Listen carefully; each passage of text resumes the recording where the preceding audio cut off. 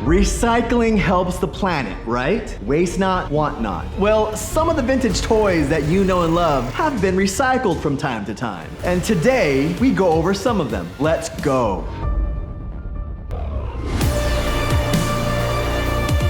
Welcome back to the journey. It's no secret that sometimes companies reuse or repack to release later or even in completely different toy lines. So is that being lazy or is that being resourceful? Well, if you were working as a toy designer and an engineer over at Kenner in the late 70s and the 80s, they used to have a room in the HQ called the morgue. Morbid, I know. But that's where most of the prototypes and the ideas that didn't quite make it went to get stored. It was even a storage place for toys that were released in case they needed to go back and look at a toy for past reference. They even had toys from other toy companies to look at in case they needed to pull one out and kit bash them to make something entirely new. And for those of you who don't know what kit bashing is in the toy industry, kit bashing or model bashing is a practice whereby a new scale model is created by taking pieces out of kits. These pieces may be added to a custom project or to another kit. For professional model makers, kit bashing is popular to create concept models for detailing movie special effects. And for toy makers, it's the same. And it's how we famously got the original Star Wars action figures. Kenner's lead toy designer, Jim Swearingen, used Fisher-Price Adventure People as the base because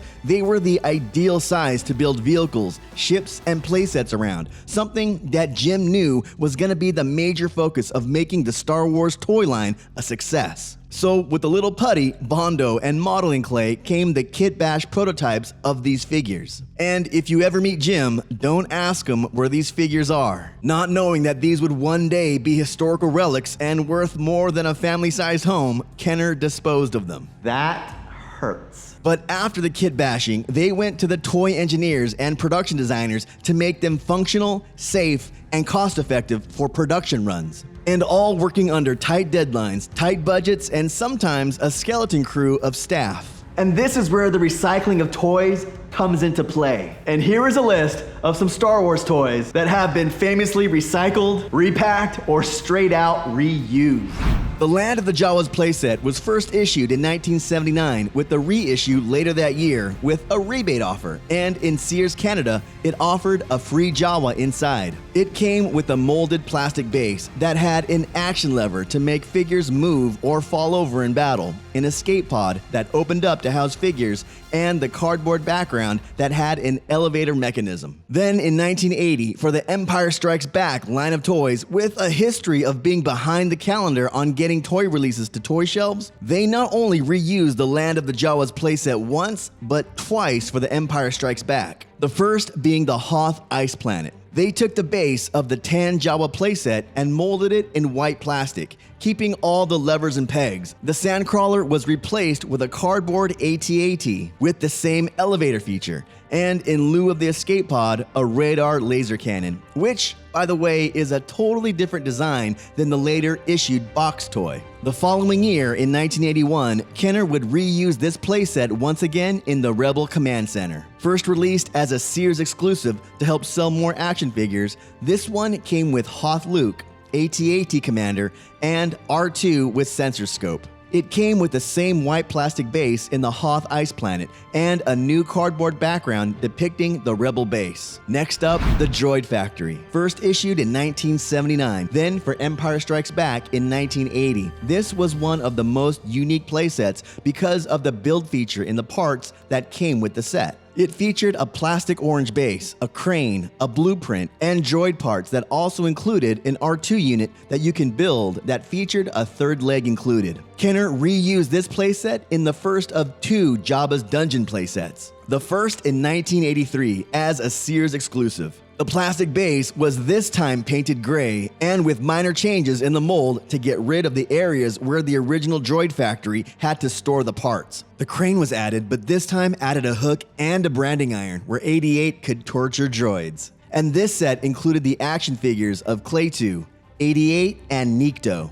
The second issue of Jabba's Dungeon came in 1984 as a Sears exclusive. This time with a tan color, but reusing the same mold and crane as the previous Jabba's Dungeon. The major difference was in the action figures released. Power of the Force figures of Amanaman, EV-99, and Barada, although the Sears catalog lists his name as Barbado.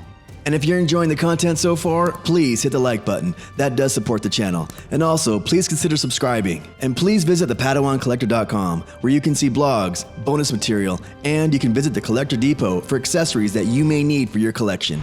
And now we get to the part where Kenner just didn't reuse the same toys in the same line, but the same toys for completely different toy lines. The Ewok Village was first released in 1983, and since there were 8 Ewoks released in the Star Wars movie line and 6 for the cartoon line, this playset was a must to house them all in. It boasted so many play features: a plastic swinging boulder, fire spit, capture net, an escape hatch, elevator, and a carry throne for C-3PO. And in the early 90s, Kenner went back to this design for their Robin Hood Prince of Thieves playset, this time adding in some nice lush canopy of trees. But Kenner didn't do this just for this set of toys. Nope. Here's a quick list of toys that they reused for other lines.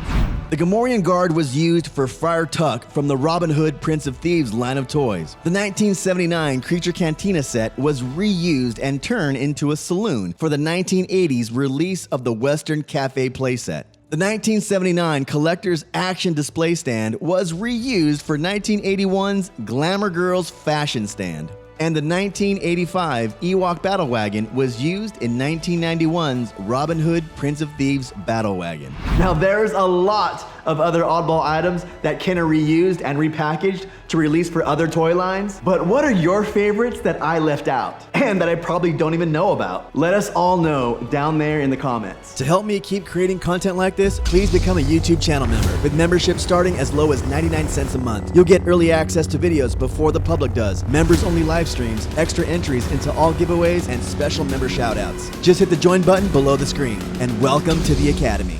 Now, there's one figure that I haven't placed in my case yet that you would be surprised that's on this Kenner list of reused items. Here is the Sundance Kid from the 1979 Butch and Cassidy toy line. Now, the body may not match up to a Star Wars figure, but look at that face mold. If you remove the mustache, it's a striking resemblance to the Farm Boy Luke.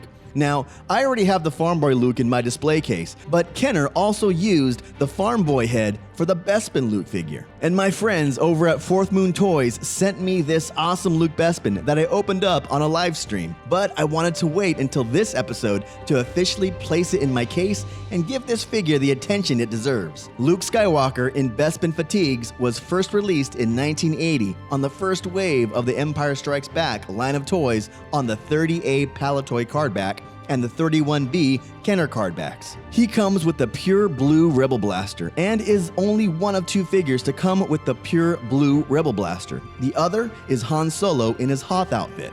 And he's the first figure to come with the handheld lightsaber, and this figure gets the yellow one.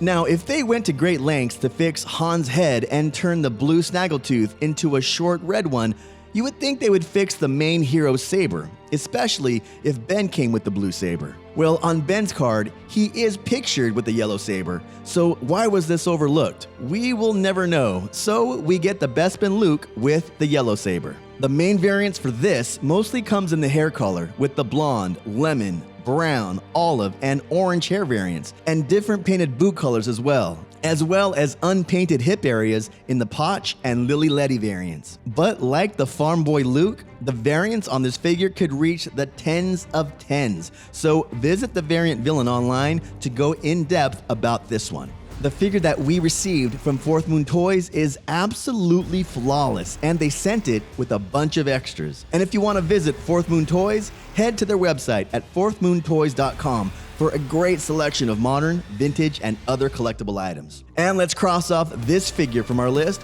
which was gifted to us by our friends over at Fourth Moon Toys. So thank you very much, Fourth Moon Toys. And let's place this in our display case from Collector Displays. And congratulations to C-Fits for winning this case in our giveaway, and thank you to Collector Displays for giving this case as a giveaway. So stay tuned for this channel for updates on giveaways and also to see the new content. So if you found this video interesting, please hit that like button. That does support the channel. And also, please consider subscribing to see more Star Wars and collecting content from me. Hit that notification bell so you know when episodes go live. I post videos every Sunday with bonus content throughout the week. And as always, my friends, thank you, and I will see you next time. If you're new to the channel, check out the welcome video, or just check out the next episode.